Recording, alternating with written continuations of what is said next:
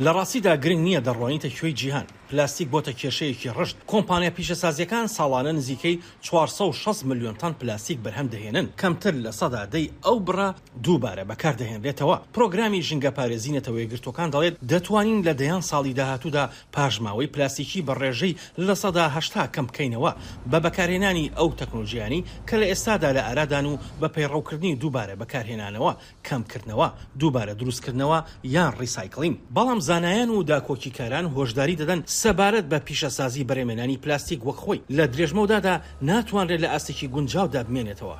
دەبێت زۆر وریابیت لە دەرەنجامە ناخوازراوەکان، کەواتە ئەگەر مادەیەکی پۆلرمی نوێ هەبێت بکەوێتە بازاڕەوە، ئەوە دەبێت بەرهەمهێنەران بەڕاستی بە وردی بیر لە کۆتایی هێنانی ئەو مادەیە بکەنەوە.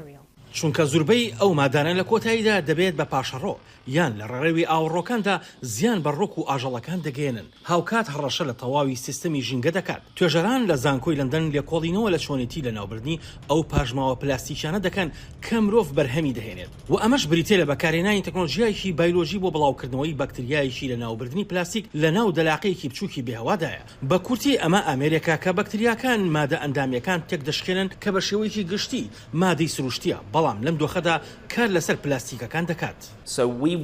لەبەرەوە دەمانەوەی کاتەکان کورت بکەینەوە، ئێمە دەمانەوێت ئەو کاتەش کەم بکەینەوە کە پێوەستە بۆ لە ناوبردنی پلاستیک لە ئامێرە هەرسکەرە بیهەوایەکەدا. دەمانەوێت ئەو کارە لە ماوەی 3 هەفتەدا ئەنجام بدرێت لە کاتێکدا ئەو ئامێرە هەرسکەرە بازرگانیە لە ئێستادا ئاواییش دەکات. لە کاتێکدا داکۆچیکاران پشتیوانی لەم هەنگاوانە دەکەن، بەڵام دەڵێن شەڕە درێژخایەنەکە پێویستی بە پشتیوانی زیاترە لەلایەن ئەو وڵاتانەی کە ڕژدن لەبارەی کەمکردنەوەی پاشماوەی پلاستیک. ئێمە ئێستا باسی چین، هەندستان و سینگاپۆر یان هەر وڵاتێکی تر دەکەین. ئەمانە ئەو وڵاتانن کە ژمارەی دانیشتوانیان زۆرە. هاوکات ئەو وڵاتانن کە ڕێژەیەکی زۆری پیسبوونی ژینگەیان هەیە بەهۆی بەکارهێنانی زۆری پلاستیکەوە. کەواتە ئەگەر باس لە هەر پابندبوونێکی مەبەستدار و خواستامێز و ڕژ دەکەیت لەبارەی جێبەجێکردنی پەیماننامەی پیسبوونی ژینگەی بەهۆی پلاستیکەوە، دەبێت هەموو وڵاتان و هەموو وڵاتی ئەندام ئەوە نیشان بدەن کە پابند دەبن.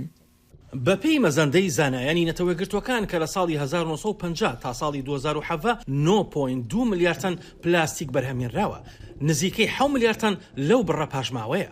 ئەمەش لە کاتێکدا کە کۆبوونەوەی نوێی لیژنەی دانوستانکاری نێوان حکومەتەکان سەبارەت بە پیسبوونی ژینگە بەهۆی پلاستیکەوە کە لەلایەن نەتەوە گرتوەکانەوە ڕێکخراوە لەم هەفتەیەدا لە پاریس دەست پێ دەکات. بەڵام خۆپیشاندەران دەڵێن ئێستا کاتی فرمان و کارە.